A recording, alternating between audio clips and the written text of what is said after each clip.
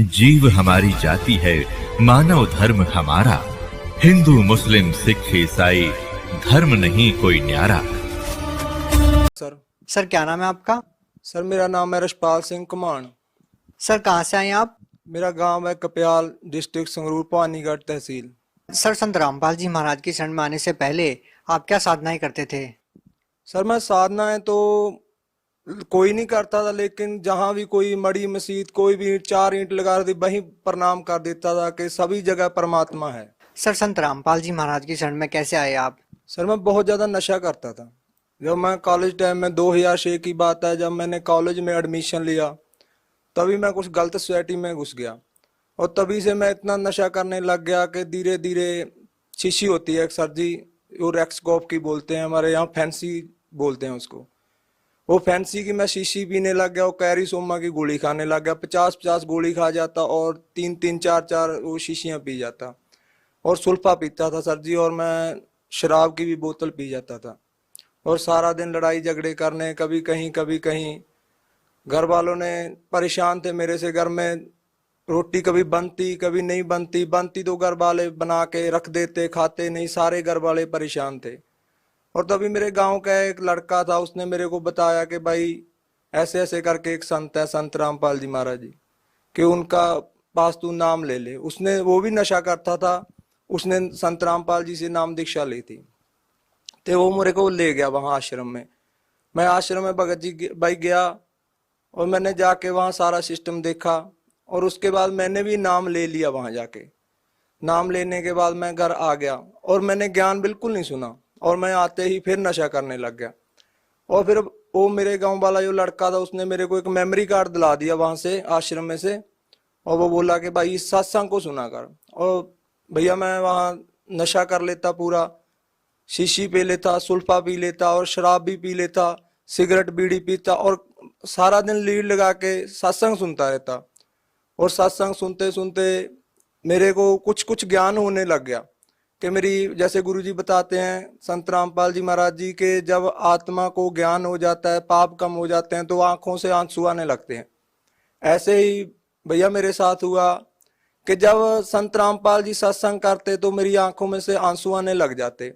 और एक दिन संत रामपाल जी ने वो सत्संग सुनाया गुरु नानक साहब जी का, कि ऐसे ऐसे गुरु नानक साहब जी को परमात्मा भाई नदी पे मिले और वहाँ सतलोक लेके गए, सारा उन्होंने बताया कि उन्होंने ये नाम जपा। तो सिख समाज में होने के कारण मेरा और ज्यादा इंटरेस्ट बढ़ गया। तो भैया जी ऐसे ऐसे करते करते मैंने, आप जो विश्वास नहीं करोगे, मैंने सत्संग सुनते सुनते नशा छोड़ दिया, शीशी ले पीना बंद कर दिया, सुल्फा पीना बंद कर दिया। सर जैसे कि आपने बताया कि आप नशे के इतने आदी थे कि एक दिन में 50-50 गोलियां नशे की आप खा लेते थे और आपके परिवार वाले और आस पड़ोस वाले भी आपसे बहुत ज्यादा दुखी थे। तो सर जब आप संत रामपाल जी महाराज की शरण में आए तो सर उसके बाद आपके जीवन में क्या परिवर्तन आया, क्या आपके अनुभव रहे? परिवर्तन जो आया, ये पहले तो मेरे को यकीन ही नहीं था, क्योंकि मैंने 4 महीने जनरेशन केयर सेंटर है अपने हमारे यहाँ पटियाला में, मैंने वहाँ 4 महीने मेरे घर वालों ने नशा छोड़ने के लिए वहाँ छोड़ के रखा मेरे को, और मैं उन्हीं की गाड़ी लेके भाग आया और आते ही फिर मैंने नशा करना शुरू कर दिया। और मेरे को ऐसा था भैया कि कोई भी ऐसी ताकत नहीं कि ये नशा छुड़वा दे, और मैं छोड़ना भी चाहता था। मेरी माँ, आप सच नहीं मानोगे, मेरी माँ मेरे को कह देती थी कि बेटा तू मर जा। मैं कह देता था माँ मेरे से मरा नहीं जाता, तू मेरे को ऐसे कर, कुछ खाने में मिला दे और मेरे को मत बता। आप भैया यकीन नहीं मानोगे, मेरे घर पे जाके ये पूछ सकते हो, यही स्थिति सेम टू सेम थी हमारे घर पे। वो मैं कहता था माँ तू इसमें डाल दे कुछ, मेरे को मत बता और मैं मर जाऊंगा, ठीक है।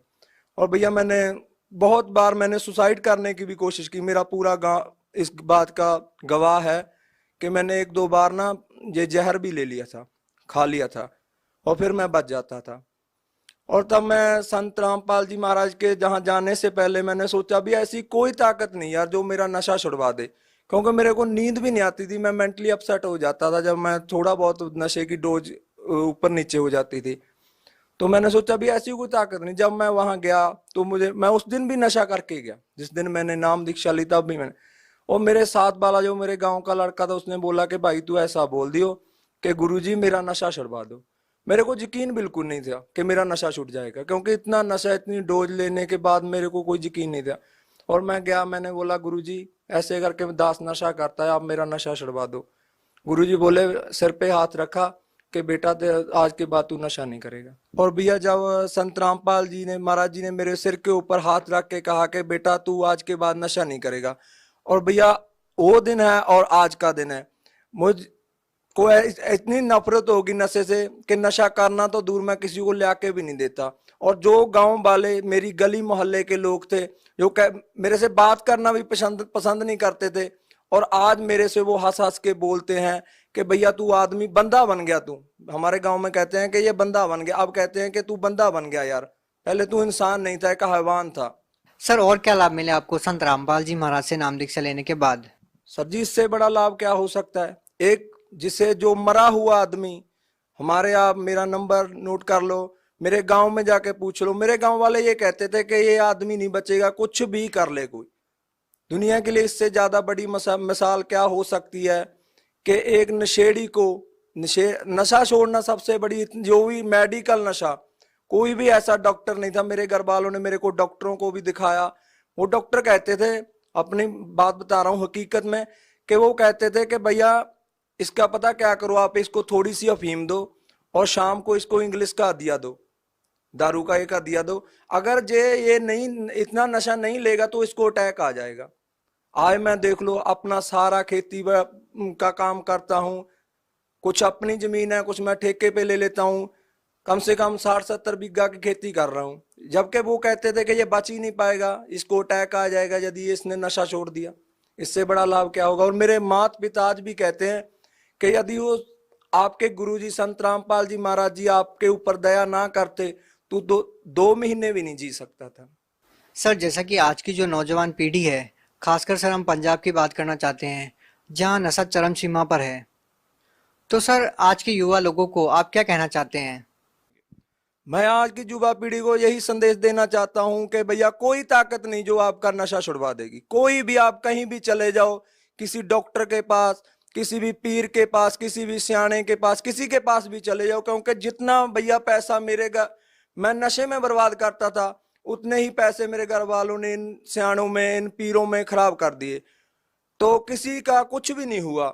और मेरे को डॉक्टरों के पास मैं इनको यही संदेश देना चाहता हूं कि आप संत रामपाल जी महाराज का टीवी पे सत्संग आता है, आप ध्यान से सत्संग सुनो। अगर आप नशा छोड़ना चाहते हो तो एक यही तरीका है, और संत रामपाल जी महाराज जी हैं जो आपका नशा छुड़वा सकते हैं, वरना दुनिया की कोई ताकत नहीं जो आपका नशा छुड़वा दे। जो लोग आज संत रामपाल जी महाराज से जुड़ना चाहते हैं, वो लोग चाहते हैं कि आपकी तरह उनका भी नशा छूट जाए, वो भी आपकी तरह लाभ पाना चाहते हैं, तो वो नाम दीक्षा कैसे ले सकते हैं?